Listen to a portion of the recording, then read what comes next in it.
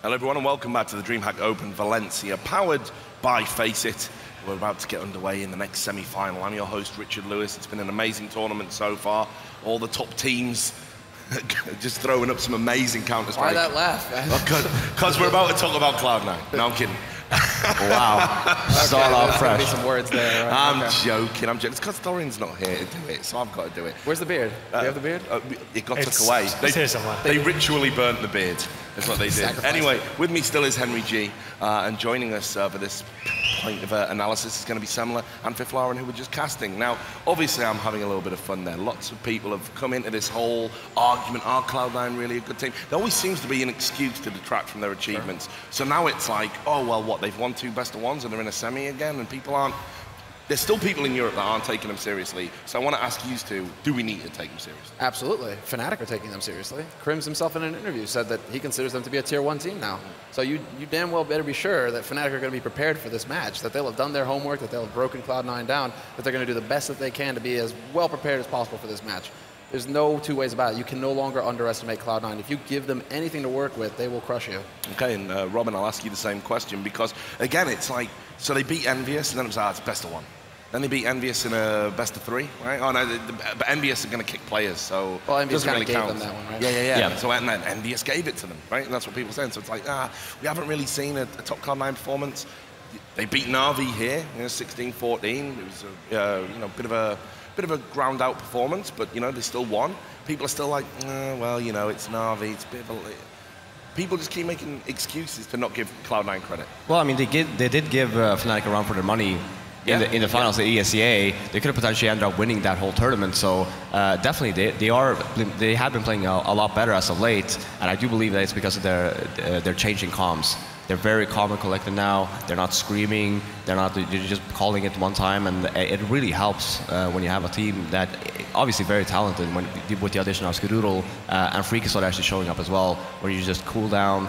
You talk calmly like we are right now, and it's just going to help your game so much. And on top of that, Sean Garris is just found new life, right? So he's on point with his calling. He pretty much knows what every single team is doing. He had 1 day off now as well to just check out Fnatic and watch demos or whatever, have a good feel for what maps will we play this versus Fnatic now. So for sure. Henry, do you have anything to add to that? And then I'll come to you. Yeah, I completely agree with the sentiments these guys have put forward. Like the best thing about this for Cloud9 is we know how much homework they do, and they've had a whole day off now. They've only had to play 2 maps here so far, and being able to watch every single game and watch teams unravel and see their strengths, their weaknesses. We know after hearing the POV comms at ESL, we know how well prepared they are for every single team, and this scenario has only helped them, I think.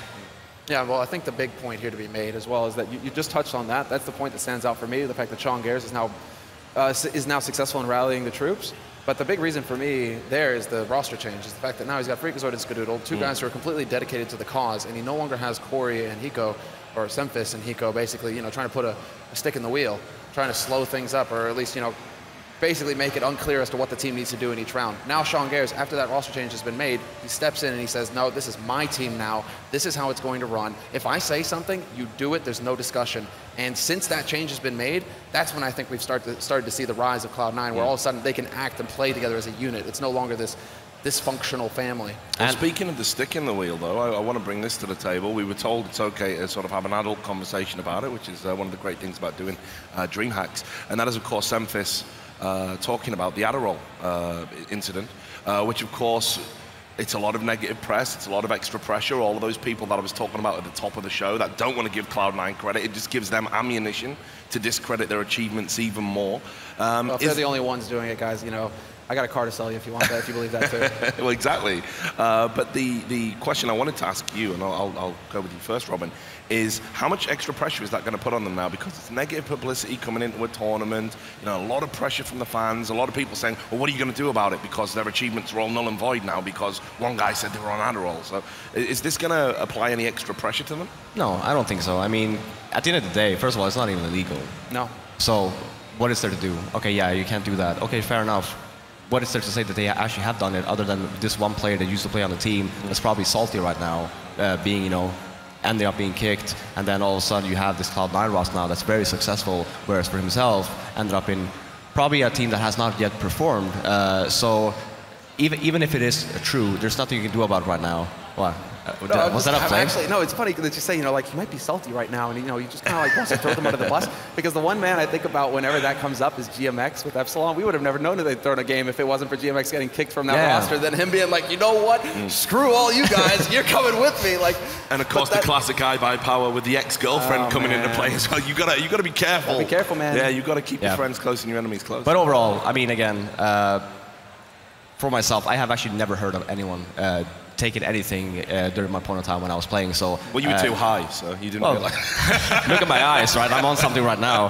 No, but like again, like it's supposed to be a fair game, and if again, it's not illegal. If it was illegal and that something happened, yeah, sure, maybe we could make a bigger deal out of it. Yeah. But it's not at this point in time. And to be fair, they were playing us against like every single tournament. They need all the Admiral they can get. Yeah, in the end of the day, it's speculation. You can only take it with a pinch of salt. Like as these guys said, not being illegal until some sort of legislation comes in saying you can't do X, Y, and Z. It's like it's only going to do so much to your game. I really don't see that being a problem. There's a big discussion about it going on with the players right now. But all the players, the final say is really, does it sit with your team or not? Because there are no rules. It only comes down to how the teams govern themselves and how the players want to play and all that. So, I'm sure Henry G, who's known for being opportune and trying to fill gaps in the market, he'll probably come out like easytests.com. He'll be around there. I'll hold the cup for you, please. So, anyway. Just before this descends into a farce, what I'm going to do is I'm going to throw over to the stage where we're going to introduce both of these teams, both Cloud9 and Fnatic. We'll come back and talk a little bit more about them in a moment. But let's go over, and we've got James Duffield and, of course, the lovely Smix. Take it away. Thank you very much, Richard Lewis. I'm so excited for our second semi-final match of the day. It'll be Cloud9 versus Fnatic. Of course, these two teams have played recently, and I'm really excited to see how that match will go in this rematch, James. Yeah, we've already seen one amazing semi-final. I can't wait to see this one. It's going to be really close, really close. Yeah. Now, before we get to the second semi-final, I do want to give a shout out to this crowd here, because especially in that series, you guys were absolutely amazing. I could hear your shouting and cheering all the way from backstage. So a huge shout out to everyone here in Valencia. Yeah, they are great. I've been really impressed. The fact that we have like crowds of people who can't even sit down, it's a shame. We should have more seats, but it's just showing the love for CS. It's amazing. It's amazing. Yeah, and I know you guys must be super excited for the second semi-final match. It's time. Let's bring these two teams out on stage. It's Cloud9 and Fnatic.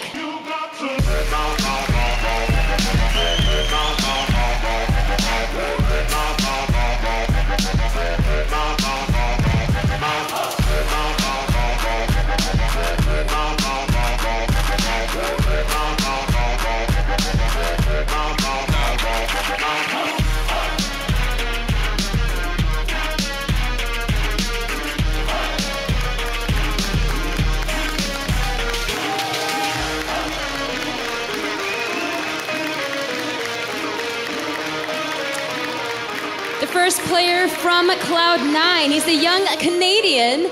He's the best aimer in NA. Give it up for Shroud.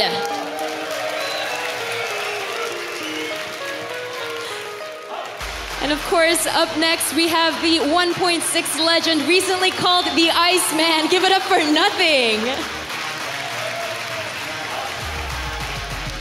And of course, we have Sean Garris, the in-game leader of Cloud9. And our next player is considered one of the most aggressive entry fraggers. It's Freakazoid. And of course, the last player from Cloud9, he's been praised a lot recently. He's one of the best operas in the world. It is Skadoodle.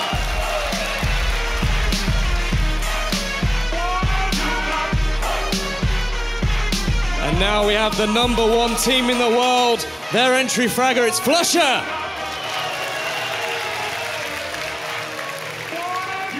Followed by the well-known AWPer, it is JW. And in the middle, we have their leader, their in-game leader, it's Pronax. Followed by what is considered to be the best player in the world by a lot of people, it's Olofmeister.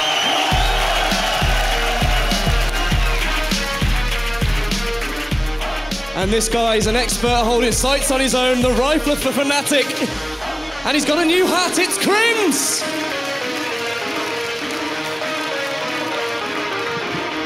We have an amazing semi-final coming up for you guys, and now, center stage, Smix has an interview with two of the players. Take it away. Thank you very much, James.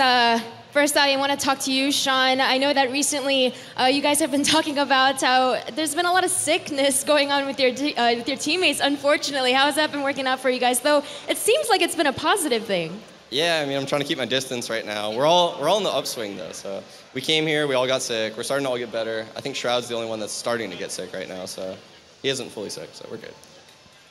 And JW, in terms of how your team got to the semifinals, you guys did lose to TSM, but you won against NIP and Liquid. But especially that game, that series against NIP was a little bit close. I'm wondering if that had a hit on your confidence as a team at all. I don't think it affects our confidence that much. We're two Swedish teams. We always play super close. They are a really good team, and like when we play each other, it's a lot about aim. So it doesn't affect our confidence, I would say. And obviously, Sean, your team has enjoyed a lot of recent success lately, two back-to-back finals. But now, this here at DreamHack Open Valencia, this is kind of a real test for you guys, as pretty much every game you're playing is against one of the best teams, and now you're up against Fnatic again. So how are you guys feeling headed into this match? We're feeling pretty good. We watched a lot of their matches yesterday. We had a really good idea for how the veto would go, so the veto went pretty much exactly how we planned. We feel pretty prepared right now, and we're just ready to play our best CS.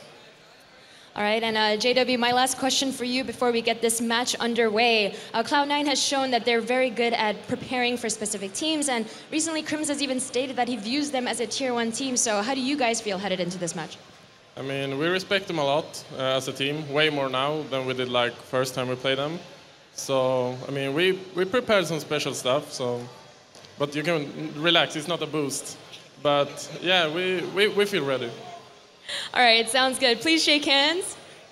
It's time to find out which one of these teams will move on to the grand finals here at DreamHack Open Valencia. Richard Lewis, back to you.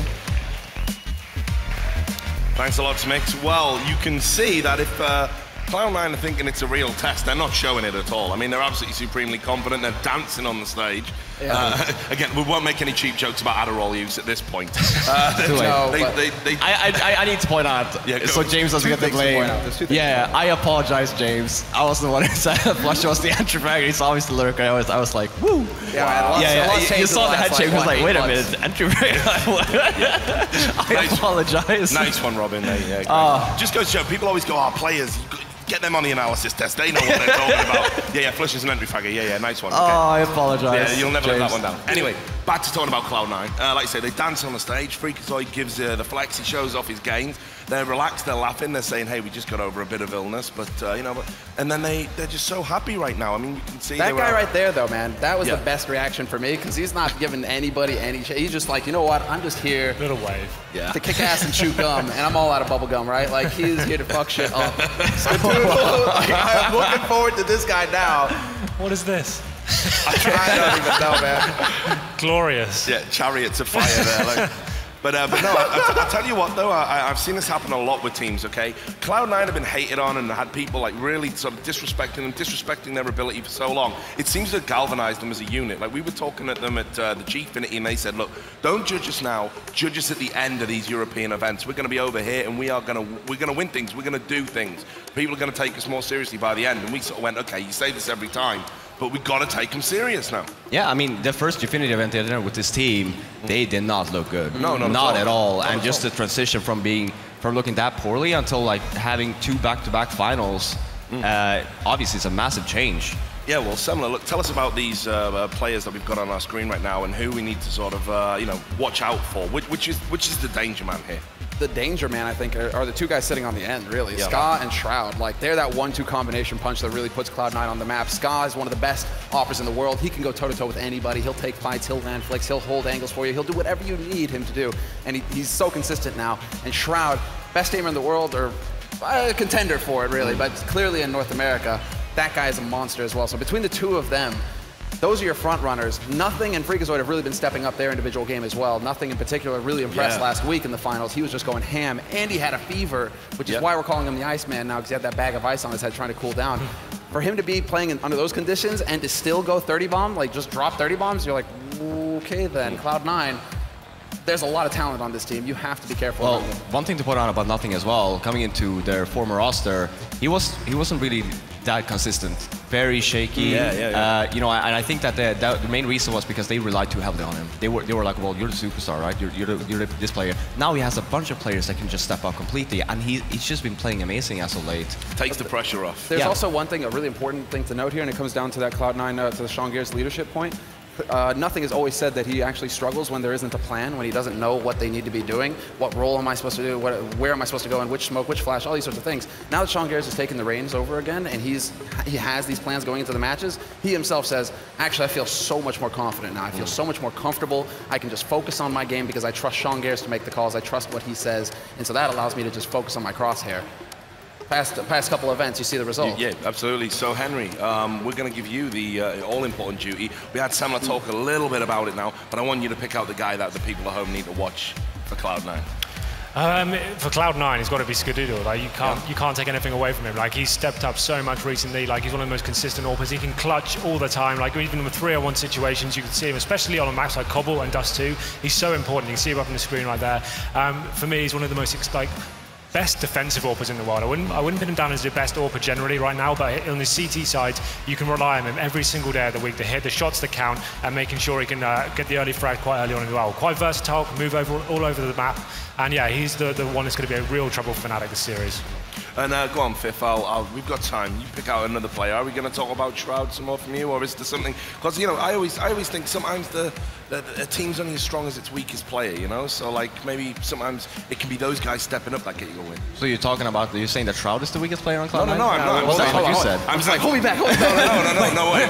What I'm saying is, what I'm saying is, obviously Shroud and Skadoodle do get the plaudits, but it's a 5-man team and there's other guys in there. You know, I always talk about how Freakazoid, he may not be top in the charts a lot, but he's an entry fragger and he makes important kills. That's something a lot of people don't talk about. Well, yeah, the thing about Freakazoid is that he doesn't give a damn if he ends up going down or not. He's still going to do that every single round for that team. So as long as they win, he's happy, right? So, and you see that from time and time again. He's going to ask for a flash, having his gun up, run through a smoke if need be. If he ends up getting the heal, great. Yeah. If he doesn't, okay, we'll try again next round. That's the whole thing about being an entry fragger. Like your stats might not be the most amazing in the world, but you're getting into the bomb site, even just taking that first kill, dying after that, especially as T, like going 4 for 4 in a situation, that's amazing for a T side. So that's why it's difficult to gauge entry fraggers. Like you look at the stats generally. That's why Counter-Strike's such a broad spectrum. You can't just look at the numbers. Yeah, I've thought about that a lot. I mean, you know, Freakazoid, especially, is, you know, he's been bottom of the charts a few times. People are going, well, he's not stepping up. He's not doing his job, but a lot of those rounds, you know, he does get the important kill that they win. So if he gets the first frag and they win the round, it doesn't matter what his score is. You know, if they win every round he gets an entry, that's his job. But you guys end on the right point, exactly. Stats. And stats aren't really important when it comes to Freakazoid. He does his job, and that much is clear. But for me, it's an intangible. That's what he stands out in. It's the team morale. He's made it his goal to constantly be positive and to try and constantly keep the team up, talking, focused. That's his actual follow-up role. Okay, he dies. Then he turns to the comms. Then he makes sure that nobody's whining. He makes sure that everybody's focused and that everybody, you know, cracks a joke here and there. Just tries to keep the levity. And that's also so important because if you're struggling in a match and it starts to get quiet and you guys start to get down on yourselves, it's that much harder to get back into the game. We saw that with Fnatic the other day, when as soon as the internal arguments start and you've got no one locking it down and you see people smashing stuff and arguing, that's when the team breaks down, and that can lead to a loss. So having someone there to kind of keep everything together and keep the morale high, like it's worth its weight in gold. And that's a very good point. Now we're going to move on to Fnatic, but we are talking about a Fnatic that we have seen looking emotional, looking raw, looking angry, not looking like the unit that they have been recently. And there's been a lot of talk, a lot going on. There's talk about NIP players maybe moving to Fnatic. There's talk about Fnatic players maybe moving to NIP. There's all sorts going on behind the scenes right now. And Fnatic have still, you know, managed to hold on to that #1 spot, but they are looking a bit more mortal here. They're looking like they can be got to. Exactly. They do look mortal right now, and it's actually the man right there, Flusha. For me, I mean, there's a bit of a joke, a bit of a back and forth with Olfmeister and myself where, you know, I was like, wow, I really saw a lot of emotion out of Flusha. He slammed his keyboard the other day, but Olaf was like, oh, well, you don't watch many matches. And I'm like, but that's not the point. The point is that you shouldn't be, going ham like that, especially on a team like this where you need to be keeping focused and keeping together as a unit. If you've got one of your players like just throwing his keyboard around and slamming the table, that's can only mean bad things. Well, that's what got Makalele sort of out of NIP. They weren't going to tolerate that. So it's interesting that Fnatic is sort of giving the players that leeway to be that emotional. Just talking some more about these players, though, Fiflar, and I'm sure you know them all very intimately, some more than others. Who's the danger man right now for Fnatic? Obviously, Olaf Meister is a name that jumps out, but is there anyone else? JW, always. Yeah. Fnatic is such a great team in terms of they can actually have JW do whatever he wants, and then still heavily rely on the other 4 players. That's why they're so good individually. Where you have for example, Crims, he can hold down sites by himself. So even if they end up losing the entry, you still have Crims. Okay, well, leave me alone here. I'll make this happen. You guys just do whatever you want, and we're still going to be able to win the rounds. And that's the beauty of Fnatic, that they can actually afford to do that. I completely agree. We've seen JW have one really bad performance this event, with the 5 for 23. But you just have to take that with a pinch of salt. Every game is a different result for these guys. And I see him bouncing back here. The finals where these guys do really well on stage, big explosive players. And this is going to be a really interesting series. I think we've got the maps now, right? So you can see Mirage is down there. That works really well for Fnatic, and it's the first map, I believe, so that's going to be really interesting to see how that goes down. This is very interesting. That's not what I expected to see. Cloud9 does not play Mirage. Cloud9, they're bad maps. They say themselves, Inferno and Mirage, right? Yeah. So they can only veto one. You get one veto, then 1 pick, so they had to veto, I'd say it's the right choice. Get rid of Inferno. They've got absolutely no chance in Inferno against well, I mean, this is interesting. So, without even looking at the veto screen, which is going to come shortly, you can tell straight away Fnatic have got Mirage. I mean, that goes hands without saying. And then obviously Cloud9 have been doing really well on train lately. Fnatic haven't, they've won some games on it against good opposition, but it's always been close games that they're winning. So they can be got to on that map, and we've seen Cloud9 put in some real big performances. Then it comes down to that Dust 2, and we've seen Cloud9 versus Fnatic recently on Dust 2, and of course Cloud9 lost. That was a DSL. No, that's the clear. Yeah, it's okay. Well, actually, we have it right here. Yeah, here we are. And it is Cloud9 vetoing Inferno, but that was their second veto, so they did leave it in. But then, what did they veto first? Cobblestone, which makes sense because that's the one map that lost versus Cloud9. No, that's Fnatic vetoing it, right? Oh yeah, sorry. Yeah. So wait, Fnatic number 5. Oh my God, this. No, so they C9 veto Inferno first, then, and then Overpass is the second veto. I agree with these vetoes. I think that it's a very good veto coming from Cloud9. Obviously for Fnatic as well, choosing to veto Cobblestone, a map that they ended up losing versus Cloud9, and then just looking at the map, Fnatic should have Mirage in the bag. 100%. Absolutely. Train is a little bit of a toss-up for me because Fnatic, it's not like they're a bad train team. Well, we saw yesterday, good. they beat NIP 16-14, but that's with Olaf Meister getting 39 frags. Yeah. So that kind of suggests, when you've got a player getting 39 frags and you're not winning by a convincing margin, what's going on with the other players on the team? Why does he have to step up that much to just clinch the victory there? Yeah, you're absolutely right. Like you say, it's been close games every time they've won on train, and Fnatic have said it's a map. We don't mind playing it, but they don't really seem to have it down yet. Pronax hasn't really got to grips with it, like a lot of teams haven't, so that could be interesting. But even that said, I don't know. It's a tough read, right? Yeah, it's still Cloud9 putting themselves in this really disadvantageous position when it comes to vetoes because they have 2 maps out of the pool that they're weak on right now. So Henry and I were talking about this before going into this match, where it's like, where do they go? I thought that they would actually just hard veto Mirage and bite the bullet and play Inferno because we hear good things about their CT side. So maybe that turns it around. We're done hearing about that. I don't know. Just keep doing it. But Fnatic on Inferno, guys. I mean, they're imperious. I think we've all been led astray. That's a nightmare for anyone. I think we've all been led astray. I think that Cloud9, they're all one step ahead. It's Sean Garris after all, right? Let's see. Well, look, what we need to do is... That's actually their good map. We need to, if that's true, he really is a wizard. Now let's get to predictions. I'll start with you, Robin, because we've got to get over to the players. So how do you see this one panning out based on that veto? 2-0 Fnatic. Okay. Thanks for playing. Here's the prize. You said hurry up. I was like, okay. No, but it's good. Succinct. Semler. Well, Thorin isn't here. Man.